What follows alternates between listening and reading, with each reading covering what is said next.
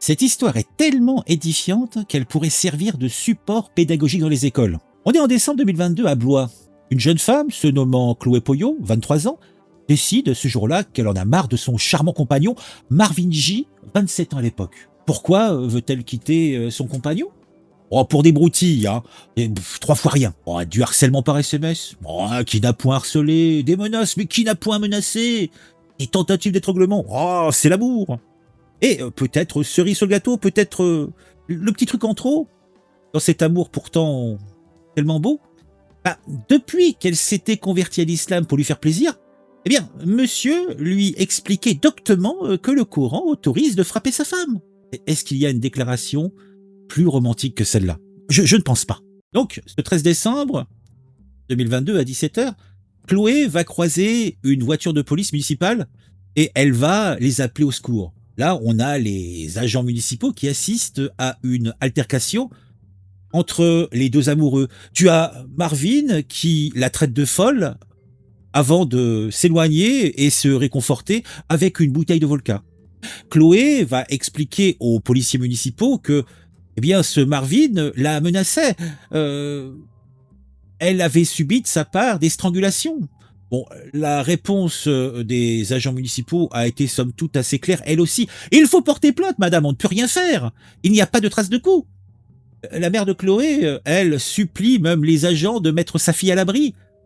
Elle sait que l'agresseur rôde à Blois. On lui répond, ce n'est pas la procédure.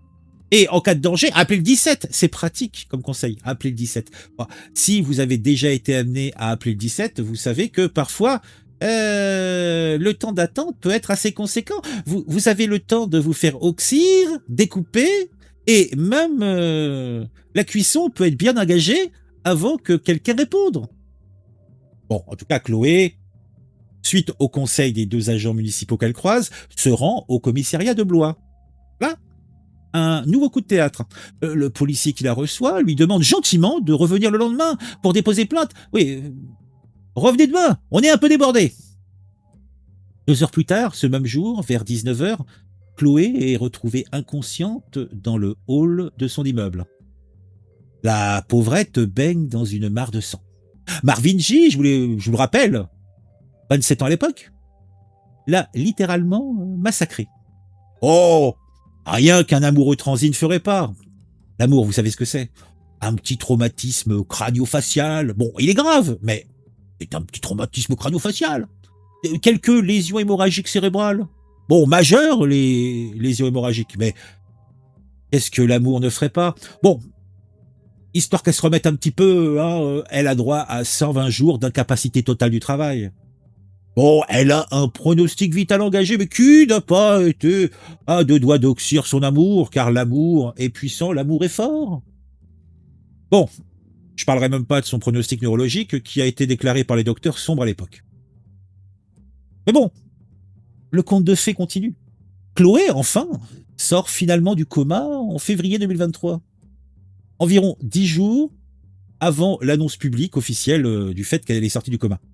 Bon, le corps médical dit qu'on a affaire à un petit miracle. Ils avaient peu d'espoir qu'elle sorte du coma. En tout cas, même si c'est un petit miracle, pour Chloé, la Marie n'est point belle. Hein, parce que la jeune femme va garder des séquelles définitives. Bon déjà, hein, cécité de l'œil droit. Eh oui, bah, pourra peu faire des œillades langoureuses aux hommes maintenant.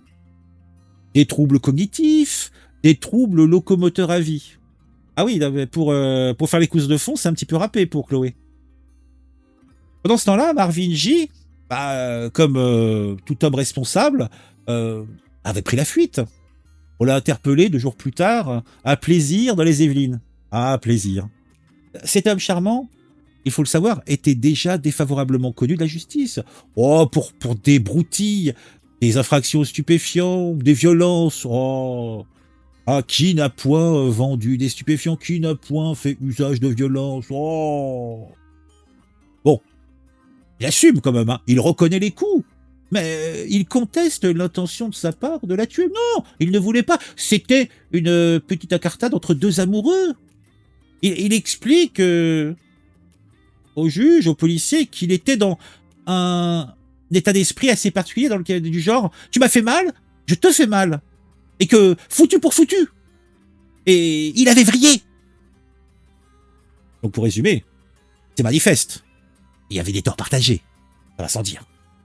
3 ans plus tard, il y a quelques jours, en janvier 2026, Marvin J a désormais 31 ans et il comparaît enfin devant la cour d'assises du Loir-et-Cher pour tentative de meurtre sur son ex-conjoint. Il risque la réclusion criminelle à perpétuité, mais bon, nous sommes dans le pays des Lumières, donc je pense que on sera pas trop dur. Hein, et je suis sûr, et le juge aussi, qu'il regrette. Hein, que c'est l'amour qui l'a fait réagir ainsi, que c'était sa passion dévorante. Bon, faut rappeler quand même que Marvin J est adepte d'un islam rigoriste. Là, c'est ce que les éléments du dossier nous disent. Et il avait très vite demandé à Chloé de se convertir.